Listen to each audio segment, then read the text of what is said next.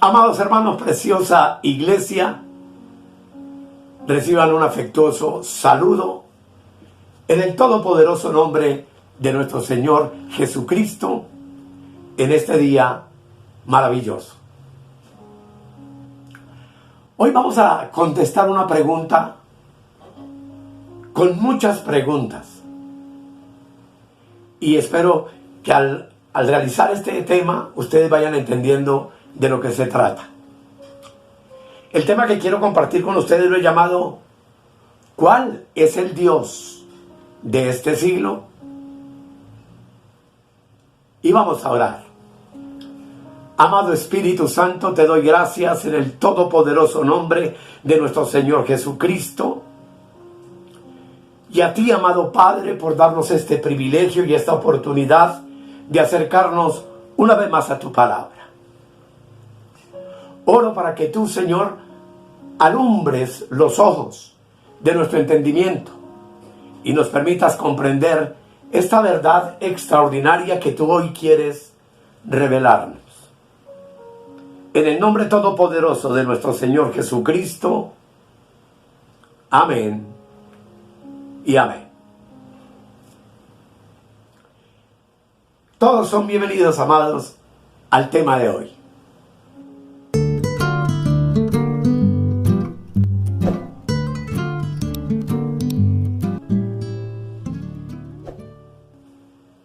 Como ya les dije, hoy vamos a resolver con muchas preguntas una sola pregunta. Y es, ¿cuál es el Dios de este siglo? Y esta palabra, esta expresión, el Dios de este siglo, es una palabra utilizada por el apóstol Pablo en su segunda carta a los Corintios. Y allí señala una particularidad en cuanto al Dios de ese siglo y de este, como estaremos mirando, que produjo ceguera o que produce ceguera en el entendimiento de los incrédulos. Esto lo encontramos en segunda de Corintios, capítulo 4, el versículo 3, donde la palabra de Dios dice: pero si nuestro evangelio está aún encubierto, entre los que se pierden está encubierto, en los cuales el Dios de este siglo, ustedes ven Dios con minúscula, cegó el entendimiento de los incrédulos para que no les resplandezca la luz del evangelio de la gloria de Cristo, el cual es la imagen de Dios.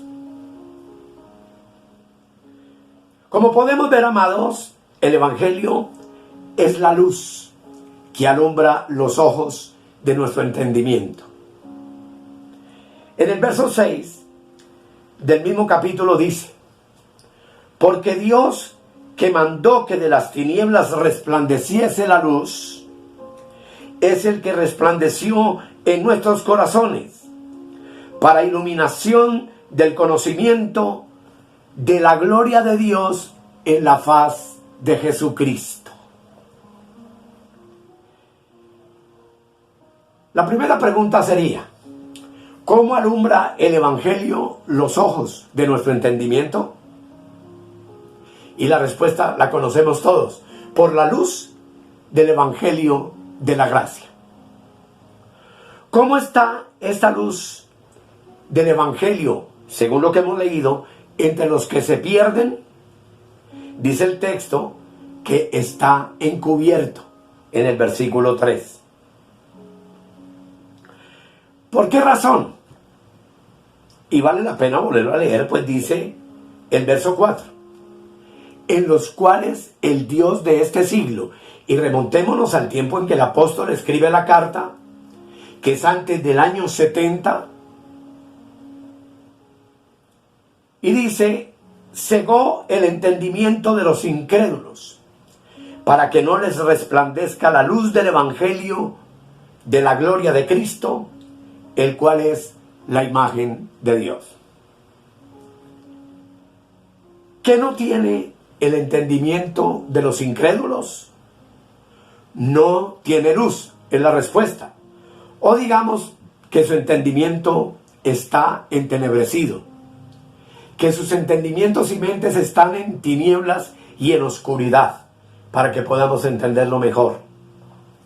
Sin embargo, Pablo enseña que el entendimiento de los incrédulos los tiene ciego no solamente un Dios, como leímos ahorita, sino que también el apóstol revela que los tiene ciegos también un velo. Y surge otra pregunta. ¿Qué se ponía Moisés en su rostro para que los hijos de Israel no fijaran su vista en aquello que había de ser abolido? Leamos 2 de Corintios 3, el versículo 13. Dice: y no como Moisés, que ponía un velo sobre su rostro, para que los hijos de Israel no fijaran la vista en el fin de aquello que había de ser abolido.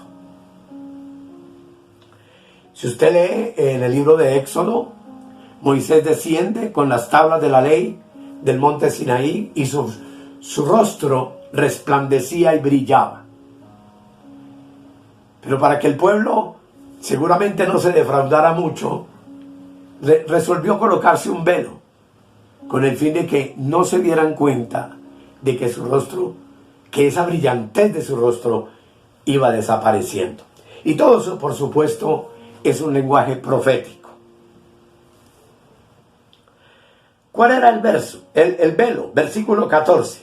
Dice: pero el entendimiento de ellos, y se está refiriendo a los judíos, se está refiriendo a la nación de Israel, se embotó.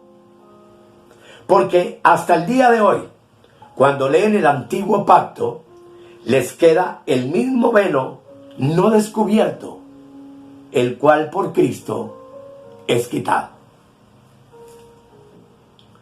Respondamos otra pregunta. ¿Qué entonces vino a hacer Cristo a la tierra? Todos recordamos, amados, que el antiguo pacto, el Antiguo Testamento, era el pacto de la ley. Y esa ley estaba tipificada por un velo que se ponía Moisés en su rostro. En 2 de Corintios 3:15 dice algo extraordinario. Léelo conmigo. Y aún hasta el día de hoy, cuando se lee a Moisés, el velo está puesto sobre el corazón de ellos, es decir, de los incrédulos, es decir, sobre su mente y entendimiento. ¿Qué tienen entonces sobre su corazón los descendientes de Israel hasta el día de hoy? Tienen puesto el velo de la ley de Moisés. Pero, ¿por qué? Hechos 15:21, en los días de Pablo, y en muchos de nuestros días, como estaremos aprendiendo, dice, léelo conmigo en la parte inferior: porque Moisés desde tiempos antiguos tiene en cada ciudad quien lo predique en las sinagogas, donde es leído cada día de reposo. Y la pregunta sería, ¿qué velo tiene Moisés en cada ciudad judía? Que hasta hoy se predica en cada sinagoga, en cada lugar de reunión, a Moisés. Por supuesto, en el tiempo de Pablo también. Y lo que se predica en esas sinagogas es la ley. ¿Y cuándo es leído Moisés en esos lugares? Dice el texto que cada día. Esto nos enseña algo muy importante, amados. Todo el que todavía se concentra en la cátedra de Moisés es un ciego, a quien no se le pueden alumbrar los ojos del entendimiento, porque el velo del antiguo pacto de la ley lo mantendrá en tinieblas, a oscuras. Y lo más trágico, estarán perdidos porque la ley de Moisés no fue dada por Dios para salvar a ninguna persona. De eso hay muchos textos, pero usted y yo sabemos que si la ley pudiera salvar al hombre, entonces fue por demás que Dios mismo se hiciera carne y viniera en la persona de nuestro Señor Jesucristo y muriera en la cruz con el único propósito de ponerle fin a la ceguera espiritual de toda la humanidad, judíos y gentiles. Leamos de nuevo 2 de Corintios, capítulo 3, versículos 15 y 16. Hagámoslo atentamente. Dice: y aún hasta el día de hoy, cuando se lee a Moisés, el velo está puesto sobre el corazón de ellos. ¿Qué parte del corazón? Su mente, su entendimiento. Verso 16. Pero cuando se conviertan al Señor, el velo se quitará. ¿Qué pasará cuando se conviertan al Señor? Repitámoslo. El velo se quitará. ¿Y cuál es ese velo? Ya lo vimos. Es la ley de Moisés. Y hay una maravillosa palabra profética en Romanos 10:4 que dice: porque el fin de la ley es Cristo, para justicia a todo aquel que cree. Preguntémonos, ¿quién es el fin de la ley? Es Cristo.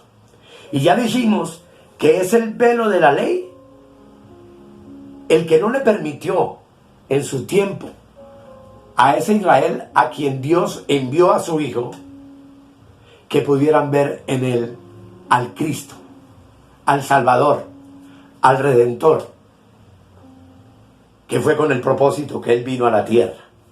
Mire usted que primera de Juan 1:17 dice: pues la ley por medio de Moisés fue dada, pero la gracia y la verdad vinieron por medio de Jesucristo. ¿Por medio de quién vino la ley? Por medio de Moisés. ¿Por medio de quién vino la gracia y la verdad? Por medio de nuestro Señor Jesucristo. Eso implica que Moisés es velo, es antiguo pacto, es ley y es esclavitud de obras. Y todo eso es lo mismo en un solo paquete en el antiguo pacto. Pero Cristo es la gracia, la luz, la verdad y la libertad. También todo esto es lo mismo en un nuevo paquete que es el nuevo pacto de Dios.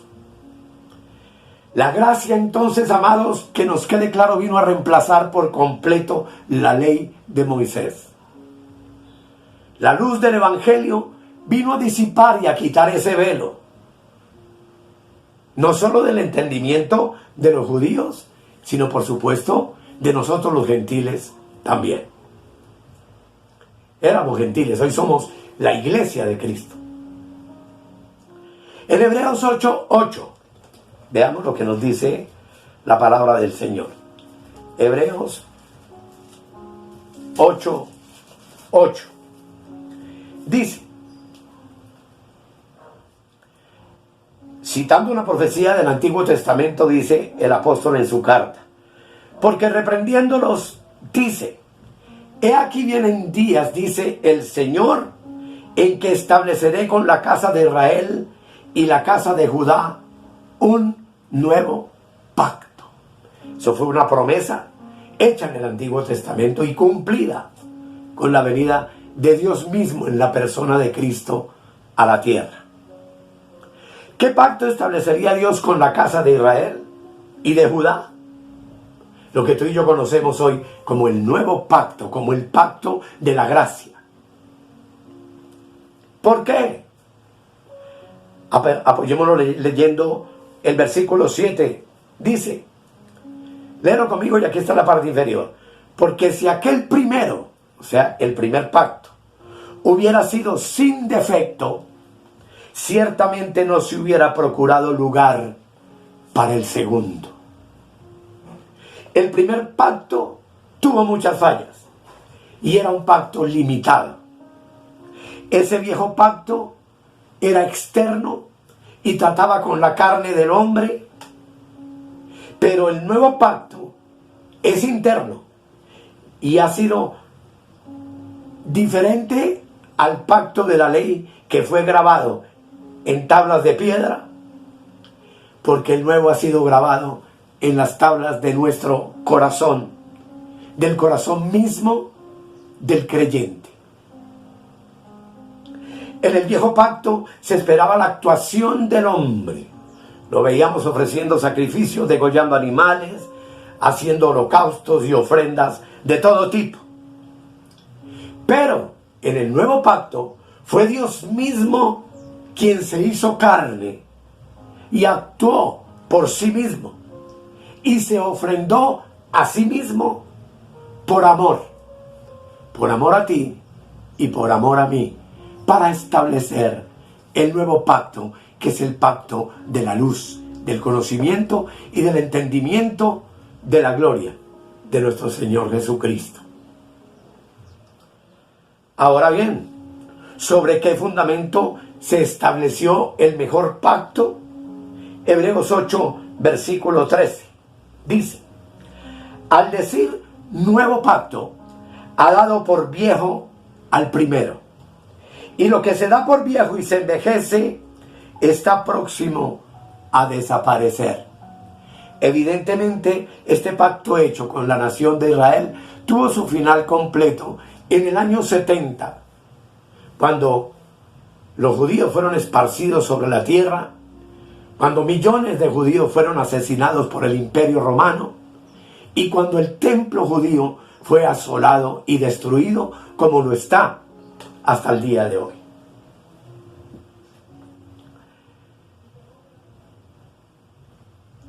Y es importante, hermanos, que entonces entendamos algo. ¿Qué desplaza al velo o viejo pacto de la ley? Aquí necesitamos reconocer, amados, que el velo de la ley y el antiguo pacto es eso, antiguo pacto, es un periódico de ayer, es algo que ya pasó y que Dios estableció con un pueblo que le escogió de entre todas las naciones de la tierra, que fue Israel. Pero nos dice la Escritura que ese velo ya está envejecido. Los corazones de los que leen y todavía predican a Moisés poseen entonces un corazón sin entendimiento, un corazón sin luz. Sus ojos, su entendimiento no ha sido todavía alumbrado por la verdad del Evangelio de la gracia de Dios. Predican a Moisés con un corazón, con un entendimiento viejo, oscuro, defectuoso y envejecido. Y por supuesto que todo esto lo digo yo con sumo respeto. El viejo pacto fue condicional, pero el nuevo pacto de la gracia es completamente incondicional. El viejo pacto de la ley jamás pudo salvar a los que practicaron ese tipo de culto. Bajo el nuevo pacto, la salvación es un regalo de Dios. Es una expresión de la gracia de Dios para el que cree en la muerte sustitutiva de su amado Hijo en la cruz del Calvario. Leamos aquí 2 de Corintios 3:15. 2 de Corintios 3:15. Dice la palabra: y aún hasta el día de hoy, si pensamos en el tiempo pasado, antes del año 70, parece que hoy tampoco hubiera mucha diferencia, y vamos a mirar por qué. Dice: y aún hasta el día de hoy, cuando se lee a Moisés, el velo está puesto sobre el corazón de ellos. ¿Sobre qué parte de aquellos incrédulos descendientes de Israel está puesto el velo de la ley? Sobre su mente, sobre sus entendimientos. estaban en los días de Jesús completamente enceguecidos por la ley y por Moisés. Y me atrevo sin lugar a decir que prácticamente Moisés y la ley eran un Dios en minúscula, porque la palabra habla en minúscula de este Dios. Tan ciegos los tenía que miremos Mateo 27, 24 y 25 lo que dice. Léelo conmigo. Viendo Pilato que nada adelantaba, está Cristo frente a Pilato, llevado prisionero, azotado, etcétera, sino que se hacía más alboroto. ¿De parte de quién? Del pueblo judío. Tomó agua y se lavó las manos delante del pueblo diciendo: inocente soy yo de la sangre de este justo. Allá vosotros. Y el verso 25 dice: y respondiendo todo el pueblo dijo: su sangre sea sobre nosotros y sobre nuestros hijos. Amados, qué insensatez tan grande la de esa nación. Sobre ellos posteriormente, en el año 70, vino el juicio de Dios, la destrucción del templo, por completo, literalmente, el fin de la ley, el fin de los sacrificios en el templo, hasta el día de hoy. Muchas veces nos preguntamos por qué Israel sufre tanto y tantas muertes y guerras ha tenido en su historia. Y la razón, indudablemente, es eso: que los que estaban allí frente a la cruz de Cristo y frente a Pilato optaron por la cruz y dijeron: su sangre sea sobre nosotros y sobre nuestros hijos. Y eso hasta el día de hoy, cuando el pueblo de Israel está tan ciego y embotado por la ley que se está preparando para recibir al anticristo y para pasar los 7 años de tribulación que están al borde de darse inicio sobre la tierra de Palestina. El verso 16 dice: este es el pacto. En Hebreos 10:16 dice, Hebreos 10:16, este es el pacto que haré con ellos, hablando de la nación de Israel, después de aquellos días, dice el Señor. Pondré mis leyes en sus corazones y en sus mentes las escribiré. ¿Qué iba a lograr el nuevo pacto en aquellos descendientes de Israel? Indudablemente el perdón de sus pecados, su eterna redención y la liberación por completo de esa ley de Moisés, que fue dada a un pueblo en la carne, que fue dada para que el hombre buscara a Dios a través de sus propias obras. Y en Juan 1:11, sin embargo, se nos narra la trágica historia. Dice el versículo: a los suyos vino, ¿quién? Dios en la persona de Cristo, y los suyos no le recibieron. ¿A qué vino Jesús a los suyos? A darles vida y vida en abundancia, a liberarlos de la esclavitud de la ley de Moisés y a enseñarles a vivir por la gracia en la nueva ley de Dios, que es la ley de Cristo y que tú y yo sabemos por completo que es la ley del amor. Hoy tú y yo, iglesia, estamos bajo la ley de Cristo, que es la ley del amor.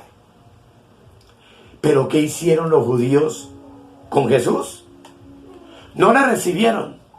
Intentaron matarlo en su ministerio en muchas ocasiones y al final lograron asesinarlo por medio del Imperio Romano y de Pilato, llevándolo a una muerte terrible en la cruz del Calvario, pero que ya por Dios estaba predestinada desde antes de la fundación del mundo, para el perdón tuyo y el mío, para gloria de Dios y para gloria nuestra. Preguntémonos, ¿por qué? Leamos Hebreos 4:7, dice: otra vez determina un día. ¿Quién? Dios. Diciendo después de tanto tiempo por medio de David, como se dijo: si oyeres hoy su voz, no endurezcáis vuestros corazones. ¿Qué pasó con Israel? Tuvieron al frente a Dios mismo encarnado en Cristo. Lo odiaron, lo aborrecieron, lo crucificaron, porque para ellos su Dios, con minúscula, seguía siendo Moisés, y las prácticas, por supuesto, de la ley, que nunca pudieron cumplir a cabalidad. En 2 Corintios 4:4, la palabra de Dios dice: en los cuales el Dios de este siglo cegó el entendimiento de los incrédulos, para que no le resplandezca la luz del evangelio de la gloria de Cristo, la cual es la imagen de Dios.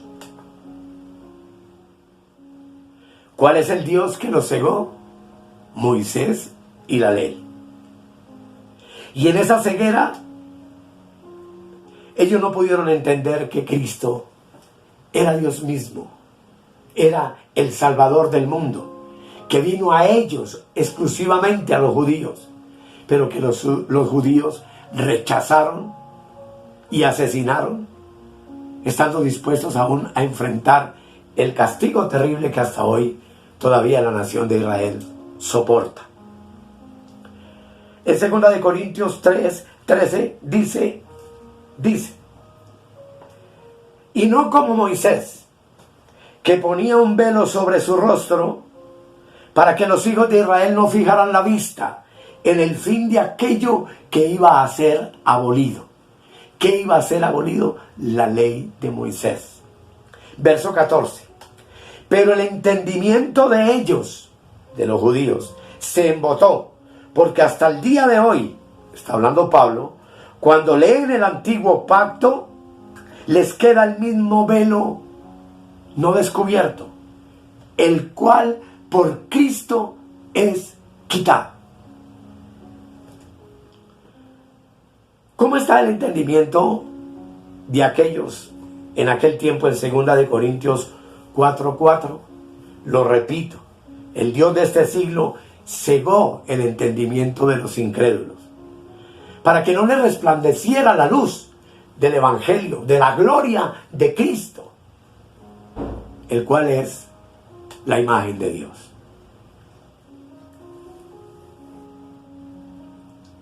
Entonces, para los que permanecen bajo la ley, para los que predican la ley, para los amantes de Moisés y del antiguo pacto, preguntémonos cómo está hoy el entendimiento. Dice, el entendimiento de ellos se embotó hasta el día de hoy. Pues cuando leen el antiguo pacto les queda el mismo velo no descubierto, el cual el único que puede quitarlo es nuestro Señor Jesucristo. A los hijos de Israel no les fue revelado el hecho de que por Cristo el velo sería quitado en ellos y quitada su incredulidad. Por el contrario, se endurecieron en sus mentes y la ley de Moisés los tenía completamente embotados y completamente ciegos, hasta el punto de que no pudieron ver en Cristo al Dios eterno hecho carne. Cegar entonces significa cubrir con oscuridad el entendimiento. El velo es quitado entonces por medio del nuevo pacto de la gracia. Pero la gran tragedia, hoy aún, después de todo esto, en el siglo XXI que estamos viviendo, es que ese velo todavía sigue permaneciendo vigente en muchas iglesias y congregaciones locales, predicadoras de Moisés, que hoy se conocen en algunas partes como los judíos mesiánicos, que no solamente leen el antiguo pacto, sino que pretenden judaizar a los cristianos que quieren entender y conocer la revelación real de Cristo en cada una de sus asambleas, en cada uno de sus cultos. ¿Qué no debe tener entonces el que se ha convertido al Señor? Entendamos, amados, que tener el velo es estar bajo esclavitud. Segunda de Corintios 3:17 dice, porque el Señor es el Espíritu, y donde está el Espíritu del Señor, allí hay libertad. ¿Qué hay donde está el Espíritu del Señor? Libertad. ¿Libertad de qué? De la esclavitud, de los mandamientos y de las abluciones y diferentes ceremonias que se ofrecieron durante el Antiguo Testamento, que no pudieron transformar a nadie y que fueron dados a través de Moisés. En 2 de Corintios 4:5 dice el apóstol Pablo, leamos en la parte inferior, porque no nos predicamos a nosotros mismos, sino a Jesucristo como Señor, y a nosotros como vuestros siervos por amor de Jesús. Eso es lo que somos los administradores de los misterios de Cristo. Somos siervos del cuerpo de Cristo. La predicación del Cristo resucitado y exaltado, la predicación del Evangelio de la gracia, quita el velo de Moisés y libera al creyente de la esclavitud de la ley y de los mandamientos que Cristo con su muerte en la cruz del Calvario quitó del medio. En 2 de Corintios 4:3 dice el apóstol, pero si nuestro evangelio está aún encubierto, entre los que se pierden está encubierto. ¿Por qué el evangelio de Pablo estaba en los días de los corintios encubierto? Porque las personas no lo entendían.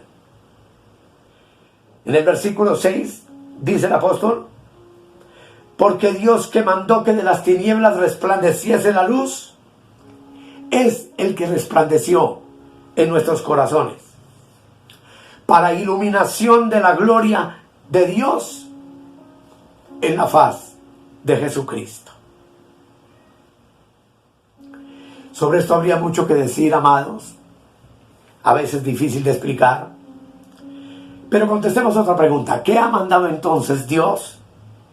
Entendamos que en el texto las tinieblas son el velo de Moisés y la luz es la gracia de Cristo.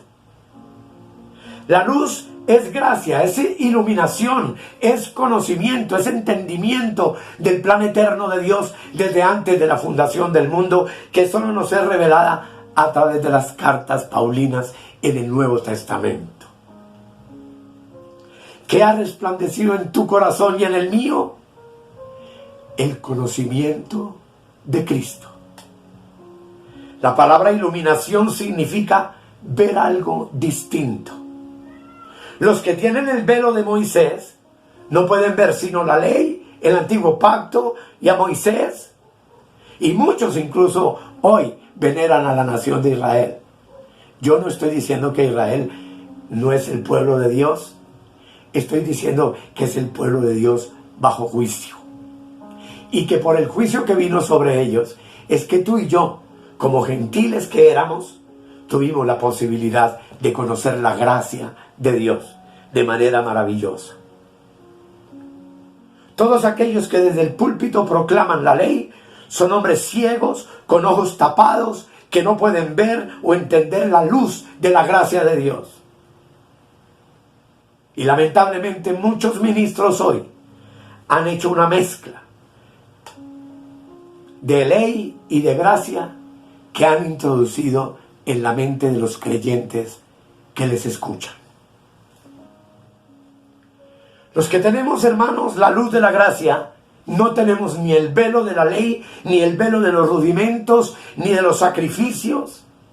No tenemos mentes oscuras, porque en nuestro corazón brilla la verdad de Dios por medio de su gracia y nos ha resplandecido la luz del Evangelio.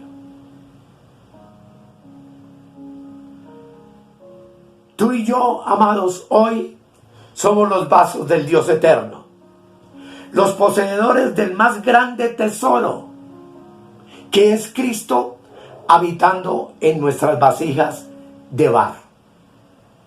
Preguntémonos, ¿cuál es el tesoro en vasos de barro? Segunda de Corintios 4:7 dice: pero tenemos este tesoro en vasos de barro, para que la excelencia del poder sea de Dios y no de nosotros. Amados, tu excelencia y mi excelencia es conocer al Cristo de la gloria, que es nuestro tesoro maravilloso. Tesoro que, repito, lo tenemos en esta vasija de barro. Necesitamos, amados, pastores, amigos que me escuchan. Todo esto lo he estado conversando con muchos hermosos ministros del Evangelio. Necesitamos salir de la ley de Moisés, que fue el Dios en el tiempo de los judíos y en el tiempo nuestro, que ciega los ojos de nuestro entendimiento para no disfrutar la riqueza de la gracia de Cristo en nosotros. De Cristo que, como dice el apóstol, es nuestra esperanza de gloria, es decir, de revelación, de conocimiento y de sabiduría. Que el Señor, amados, les ayude y me ayude a seguir adelante y a comprender todas estas verdades. Por supuesto, muchas difíciles de explicar, para otros muy difíciles de entender, pues sus mentes están arraigadas en rudimentos y en enseñanzas caducas. Pero la iglesia de Jesucristo y los hermanos que están a nuestro cuidado hoy tienen todo el derecho de saber que el velo de Moisés fue quitado y que por habernos convertido al Señor, hoy vivimos en plena libertad para gloria de su nombre. Oremos. Señor, tu palabra es lo más maravilloso que ha podido venir a nuestras vidas. Tu sabiduría eterna, mi Señor, impartida por tu Espíritu Santo en este nuevo pacto, que es el pacto glorioso de la gracia, abre los ojos de nuestro entendimiento y nos entrega comprensión genuina de lo maravilloso y delicioso que es ser cristianos, que es ser de Cristo, que es tener al Dios triuno viviendo en nuestros espíritus, habitando por la fe en nuestros corazones y alumbrando los ojos de nuestro entendimiento para poder vivir en medio de una generación maligna y perversa como luminares en el mundo, reinando en vida, paz, gozo y libertad. Amén y amén. Amados, aquí no hemos terminado. Si el Señor lo permite, continuaremos. Hay muchas verdades extraordinarias para compartir con la iglesia preciosa de Cristo. Que el Señor les continúe bendiciendo.